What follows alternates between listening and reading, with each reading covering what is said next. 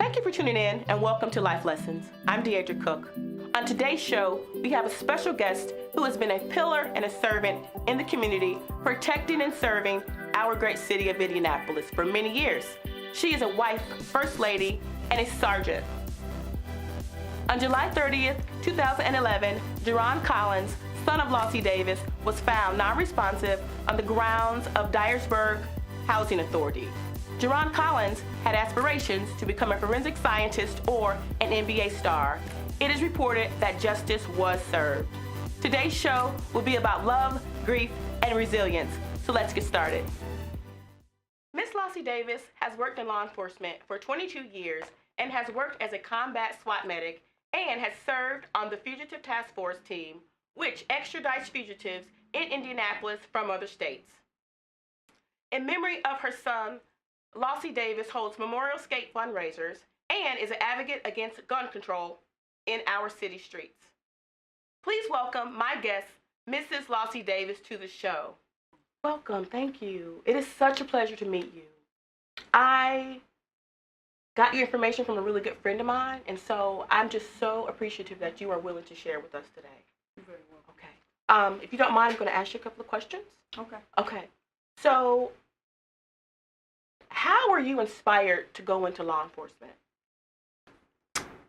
Well, I was inspired as a young child to be a part of law enforcement because I always looked up to police officers in my community where I lived in my hometown. They were role models, people who I looked at as heroes because they put their lives on the line for people whom they do not know. So I've always looked up to, law enforcement and to police officers. And then I come from a background in my family where I have family members, my aunt, uncles, that was in police, fire, and in the military. So I just kind of grew up around it, and it always gave me a desire and a heart to want to be a person who would go out here and protect and serve the citizens of whatever community that I lived in, because that was a passion of mine of always helping others. Wow. That's a rarity, though. That's a rarity. I was offered that position to be over the cadet program, which I enjoy because one of the things I get to do with recruiting, I recruited, starting when I went back there, I recruited young people from the age, because the program starts at the age of 14 to 20. Oh, okay. So what happens is I went around to a lot of different schools talking, recruiting, trying to get kids interested and involved in this program because it's such a great opportunity as a young person. I get to motivate the youth in order so they could motivate their other younger peers. Okay. So what they do is, this is like a law enforcement. They get to see the different varieties and various divisions and stuff with law enforcement if they wanted to pursue a career in law enforcement.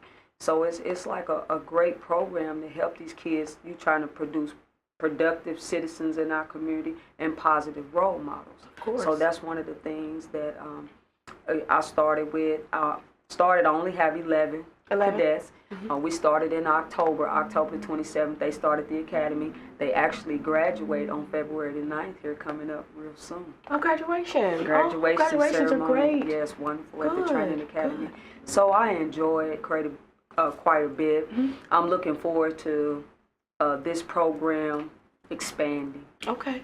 So is it very hands-on? I mean, what do the cadets do? If you could They kind of explain get that to me. to learn, like I said, the various aspects of law enforcement. They get to learn about code of ethics, arrest procedures, Oh, okay. CPR, first Oh, aid. very hands-on. Okay. Gang awareness. Mm-hmm. They get to learn about background investigations. There's so many different things we teach them: physical training, physical fitness. I just took them here a couple of weeks ago on a tour to the Marion County jail. Did they like that experience? It wasn't really a great experience for the majority of them. Was like, that's a place that they never want to go. And that's my goal, is to keep them on this side of the law, so they never have to go on the other side of the law. So it's really a positive impact of being in this program, because they get to see just firsthand what law enforcement deal with on a daily basis.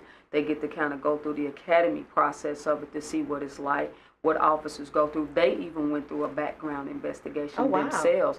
So in order for them to be in the program, they had to pass a background, had to fill out an application. It had to be screened. They couldn't have any felonies, any misdemeanors, and once they paid, they got to keep up. They got to have good grades. They can't be a teenager or a child who gets in trouble. Okay. All the time, a lot of time, because you want them to be role models and leaders to their other peers, to their younger peers. Okay. That's coming on up behind, because our young people today, that's our future. You're right. That's our future. You're right. You're so correct. That's our future, and that's what we want to do. We want them to be able to make a difference in the community that they live in. Thank you. Thank you. That sounds very hands-on. It sounds like you are really doing a good work with the cadets. Yes. So in addition to the cadets, like, what does your day look like when you aren't with the cadets? Like, what does your daily life look like as law enforcement? Busy. Busy? Because alongside of that, I attend a lot of the community meetings where you have a lot of complaints from citizens here in Marion County about 911. So I go out to a lot of the districts. I'm assigned to Southwest District, so that's IMPD Southwest District. I attend those crime watch meetings, task force meetings. So I get to hear the citizens, Marion County, complaints about things going on in their neighborhood, whether it's any type of criminal activity or drug activity, whatever may be going on.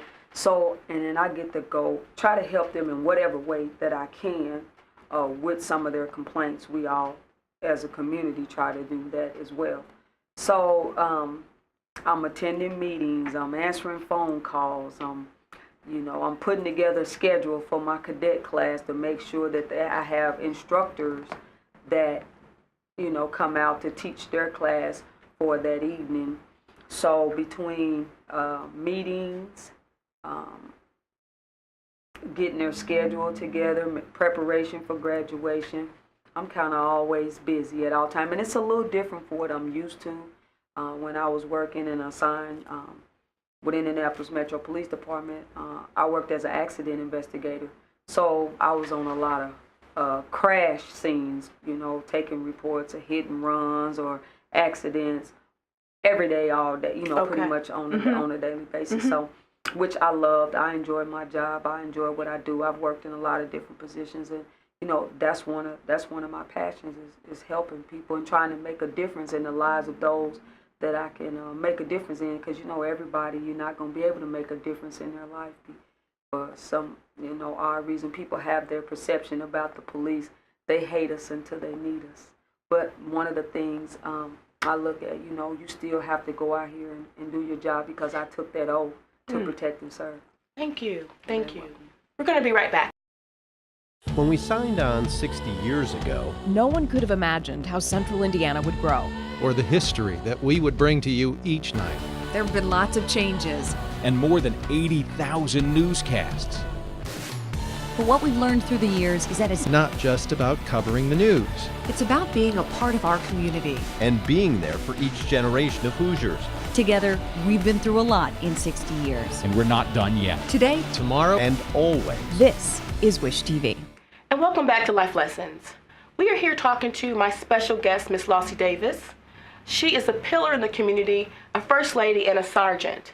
Thank you so much for being here, Miss Lossie. You're very welcome.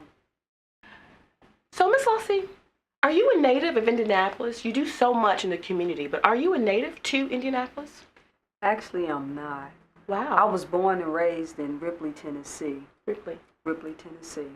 It's about 45 miles east of Memphis, Tennessee. Oh, okay, Memphis. That's where my Yes. family's from. Okay. Yes, yeah, that's ma'am, where- Memphis. yeah. Okay. So I want to get into your story, and I want to get into the importance of your story. Can you tell me, Miss Davis, can you take me back to the day your story begins, and can you walk me through it, please? Okay, yes, I can. On July the 30th of 2011 was the most life-changing event for me in my entire life. It was about 8:30 in the morning. I received a knock at the door. At the time that my phone was ringing as well as the knock at the door, so I'm trying to distinguish between which one I'm going to answer first. Okay. But the knock at the door was such a knock that I'm used to hearing because I too have knocked on the door like that, so I knew that knock. It was a knock that I would never forget. Some told me to look out the window first to see who it was. I'm thinking, who's knocking on my door like the police? Like the police. So I go to the window and I look out and I see 2 unmarked police vehicles. And I'm thinking, what in the world are they knocking on my door for this time in the morning? Because I had worked that night shift where I went in and I got off at 3:30 a.m. in the morning. It was like a tech shift that I had worked. So doing my part-time duties. So I worked that shift. I got home about 4 o'clock, got showered, got into bed. So, you know, I'm just really getting into a deep sleep around that time of the morning. So when I look out and I see these 2 unmarked police vehicles and I get this knock at the door and I'm thinking, wow. So I look out, finally go to the door, I make my way to the door, and it's 2 police chaplains. Chaplain Laverne Sanborn and Chaplain Philip Bacon, and I'm thinking, why are they knocking at my door? And Laverne, whom I've known for over the years of my career, She was your for the friend? last 20, she was a friend of mine as well. So to see her and she was already crying, I'm like, what is it? And why is she crying at my door? So she asked me, could she come in and talk to me? And I said, sure. Come on in. She said, I need you to sit down. I said, I don't want to sit down. I said, what is it? She said, I got some bad news for you. And I was like, okay, well, can you give it to me standing up because I don't want to sit down? She said, yeah, I think you might want to sit down. I said, no, I'm going to stand up. So I stayed standing as I prepared to embrace myself for this news. So she told me that my son had been shot. So me knowing I have 2 sons, I had a son, my oldest son was 25 at the time, and my youngest son, Jerron, who was 17, Javaris was 25. I'm like, well, I know Jerron is at basketball camp in Tennessee, so I know he's safe. It can't be him. Can't be Jerron. So I was like, so who shot Javaris was what came out of my mouth. I said, who shot Javaris and is he going to be okay? She said, no, I'm afraid not. It's not Javaris. And it's Jerron, and he's not going to be okay. He's dead. And at that point, I think I died right there with that information that she gave me because I just couldn't fathom the fact that I sent my son away to Tennessee to a basketball camp. Who gets killed at a basketball camp? Unbelievable, unreal. I was numb. I remember them later telling me things that I did. I didn't remember. They had to call the paramedics because they said I went out. They had to call the paramedics to use the smelly sauce to bring me back. I don't remember a lot of that because at that point I went into an out-of-body experience. Miss Lossie, please let me just stop you. I don't mean to interrupt, but I am so sorry for your loss. I am so sorry. I mean, I have a son. I have a young son, so let me just say I'm so sorry for your loss. I appreciate it. Thank you. Thank you. So, if you never lost a child, the worst news you can get is that your child has been killed, and you think, what in the world could have happened that would cause my son to lose his life at a basketball camp? So now I'm just trying to gather my thought process. I mean, I have so many people showing up at my house, all my police friends, some I could remember that came, some I couldn't. At one point in time, they said there was so many police cars on the street, the regular flow of traffic couldn't even get down the street. My goodness. I was so overwhelmed with all the love and the support from all my friends and family. I had family in town at the time. My brother and his family was there visiting my home from Milwaukee at the time, so they was there. But through all of that, nothing nobody could say to me that could either even help me get through what I was going through at the time, thinking, why did this happen to me? I'm a person who go out here every day, put my life on the line, protecting and serving, and I couldn't even save my own child, who was away from home, by the way. But I'm thinking, what in the world do I do? How do I get there? How do I get my son back here? Because, you know, it's a process when a child or anyone has been murdered. You know, their body goes to the coroner's office. But I've always been the person who would be the one that give out that news. Now it's hit home for me, and I don't know what to do. I have not a clue. But thanks be to God that I have people in my life that was surrounding me, that helped me through this process. One of my best friends, Detective Marta Bell, she's retired now from IMPD. She retired shortly after my son was murdered. Her, Deputy Chief Tally Sanders, you know, they all came together, and Captain Donald Van Cleve, and they drove me and my son and my brother and all of us to Tennessee to start the process of trying to get the information on finding out what happened, how did this happen, and getting my son's body back here to Indianapolis to prepare for a funeral. And I tell you, that was the day that my life changed forever, because I felt like I died the same day that he did. I just didn't know where to go, what to do. But because of God's grace and mercy, and I know that now I know that God had a purpose for my life, for this plan, for this entire situation, because we know God makes no mistakes. No, we don't. I didn't understand it then, but I understand it now. And we know that only God can give life and take life. And the person that took my son's life had no right, and he robbed me of everything, of my son's future. I never get to see him graduate high school, college, never get to see him do any of that. You know, it was so different for me to have to walk and get his diploma and his cap and gown and all the stuff that, you know, he should have been getting. But, you know, God had a different plan for his life, and I have to accept that. But it's hard for some people to accept the loss of a child, because that's a part, you know, that you miss during the holidays and birthdays, and that empty place setting at the table, you know, that I'll never get to embrace that anymore. And it's just been so devastating. And I just, you know, for any parent that has lost a child, it's a hard pill to swallow. My goodness, Miss Lossie. Thank you for your bravery, and thank you for just giving us all that information, because I could not imagine. I couldn't imagine what I would do. I couldn't imagine what I would do if I were in your shoes. You know, but you said grace and mercy he will give us, and grace and mercy will keep us. Yes. And we have to stand on that. Thank you so much for that information. You're very welcome. Whew. Okay. So the school honored your son. You said you went to the school and you got his diploma. So did they honor him in some way? Yes, they did. My son has been honored in a lot of different ways. Really? Yes, Oh, that's even great. after death. That's great. Because he was a well-loved young man. Mm-hmm.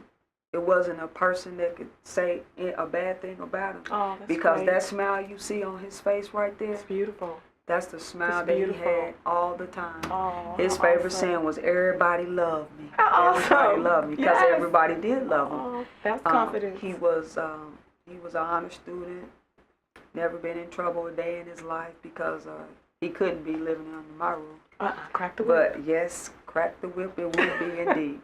So he was honored, first of all, foremost, the school where he played at in Tennessee.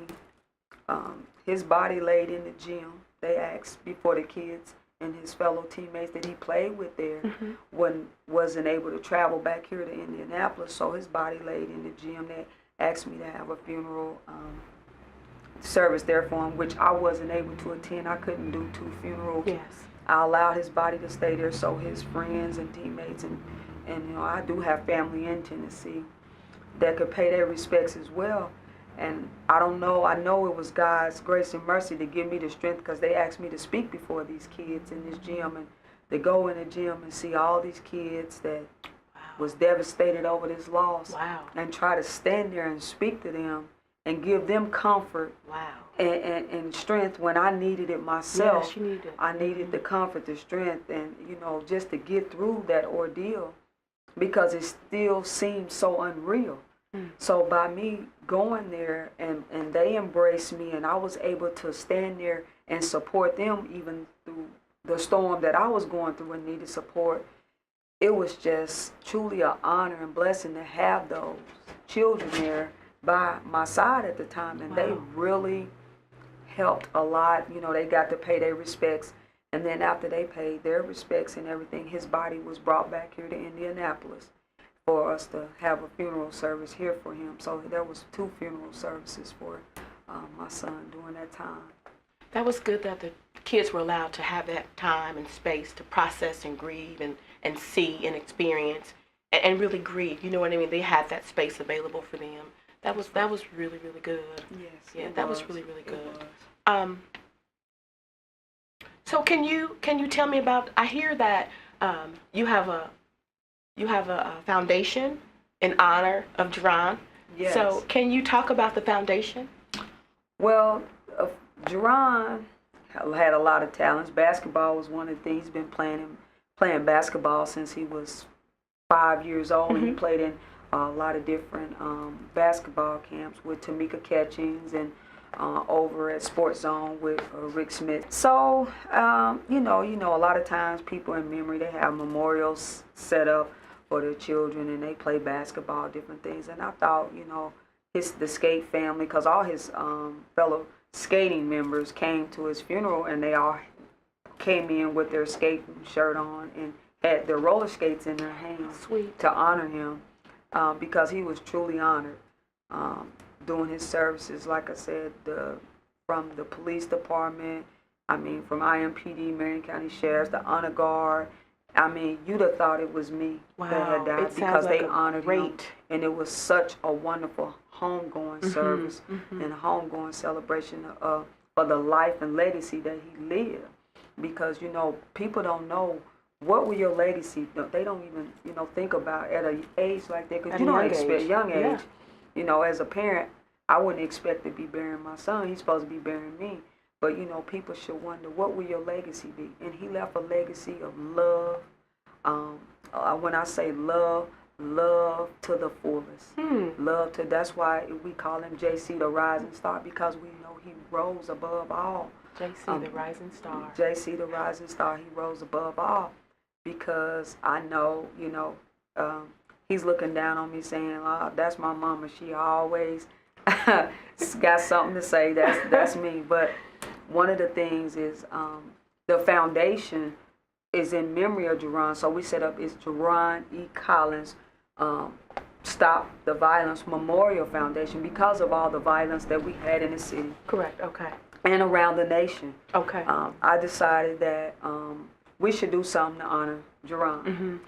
And because, you know, I don't play basketball. I can't roller skate, but I don't play basketball. So I figured, you know, let's do the skating ordeal. So we set it up through the skate lane out on 39. It's 3902 Glenarm Road, out on the west side. And they allowed me to, and I do it every year. Jerron's birthday is in October the 23rd.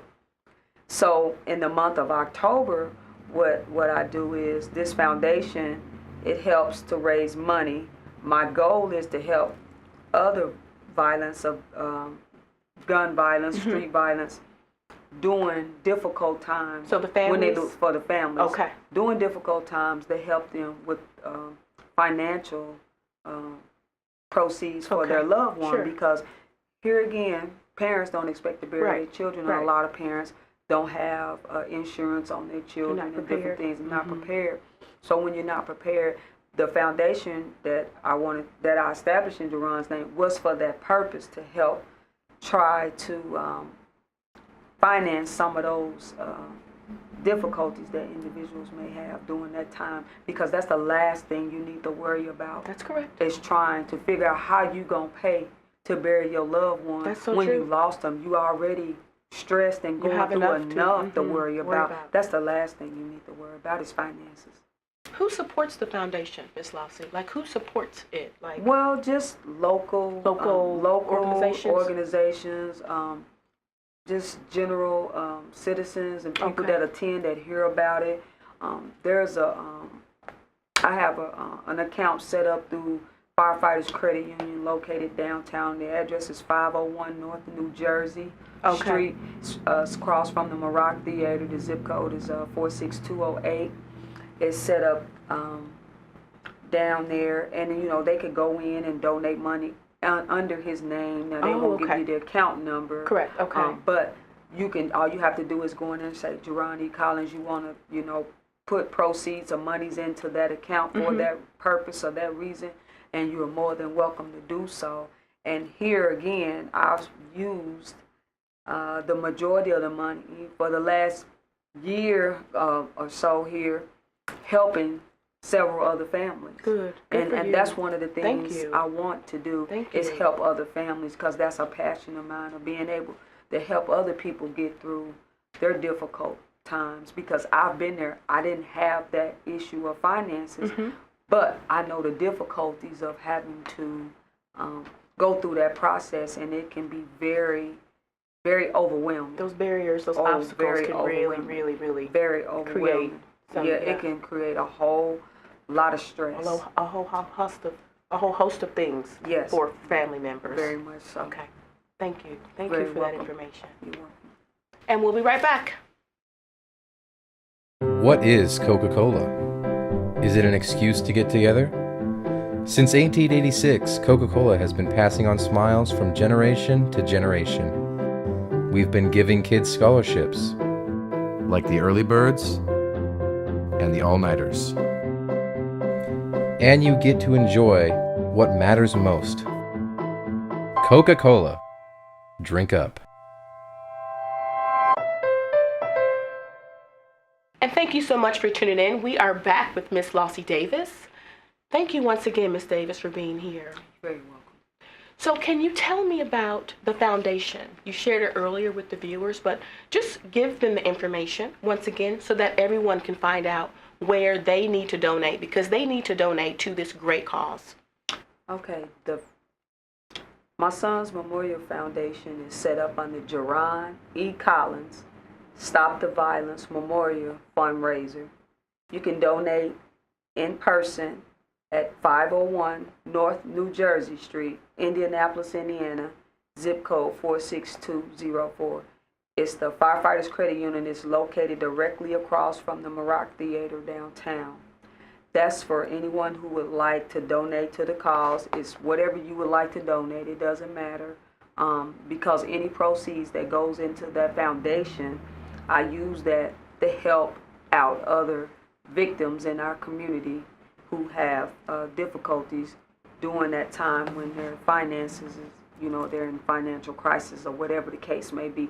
It could not be that, because I've had to purchase or helped purchase, I won't name the family's names, but that needed clothing and things of that nature to help even attend the funeral of a loss of a loved one. So no amount of money is too small.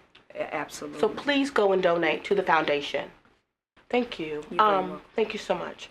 So can you tell me, with all this experience and all this trauma, what life lessons have you learned around this devastating loss? Well, first of all, I've learned patience. Patience, because if you're not patient for a moment, it can turn into a great disaster. So I've learned patience. Patience. One of the reasons I say I learned patience because of all the things that went on in my mind. As a police officer, I could have very well been on the other side of the law. Wow. So true. Yeah, So because had I not thought things through, when I lost my son, I dealt with dealing with anger, frustration, bitterness, everything that I went through at the fact of this guy took my son's life, and I wanted retaliation.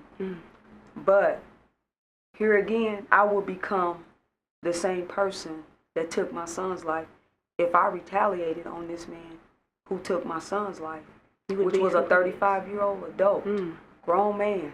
Wow. Should have known better. Wow. But he chose to make a split-second decision that destroyed several lives. So with that being said, as I look back over that entire situation, had I acted out and did to him what he did to those children, then I'm no better than him. So that's why I say patience, because there was times that I attempted to do those things. Wow. But then God allowed it not to happen because he know it's not me. He know it wasn't me. He knew that he had a purpose for my life. Correct. Yes, he does. And of course, this guy, you know, he had no remorse. Wow.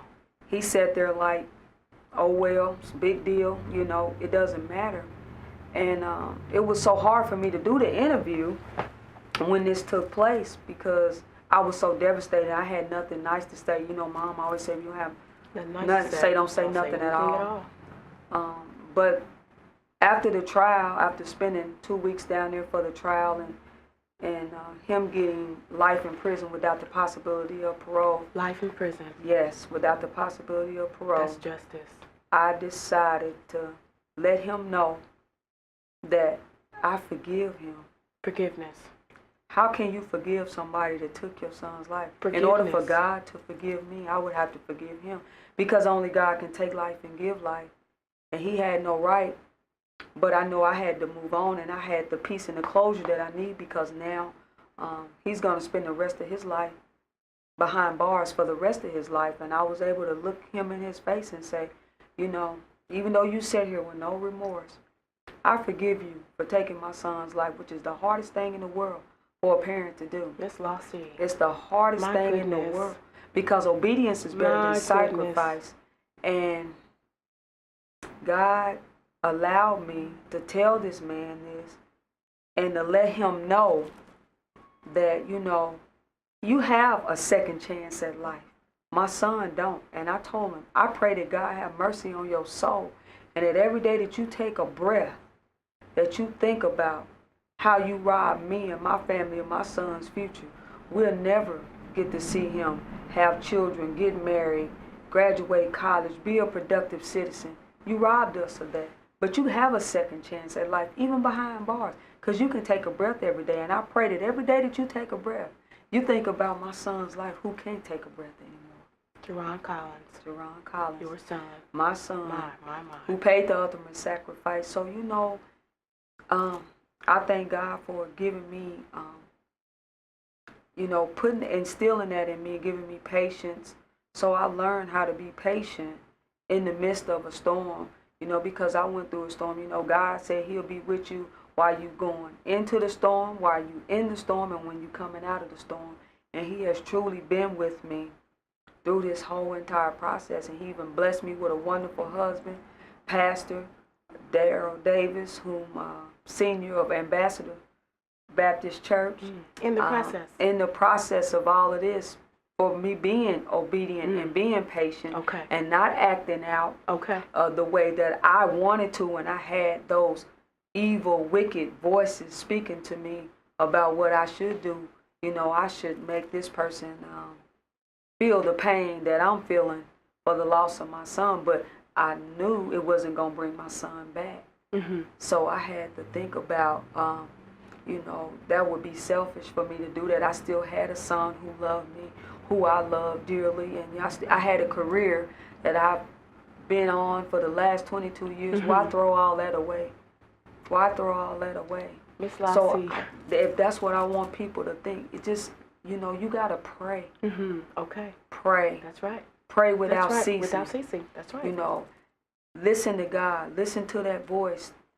Listen to that still voice that tells you, you know, hey, just be patient. Because God said he'll be with you even to the end of the world. End of the world. To the end of the world. Some things may seem like the end of the world That's when you right. go. Some tragedies and trials and tribulations you go through seem like there is just no way out.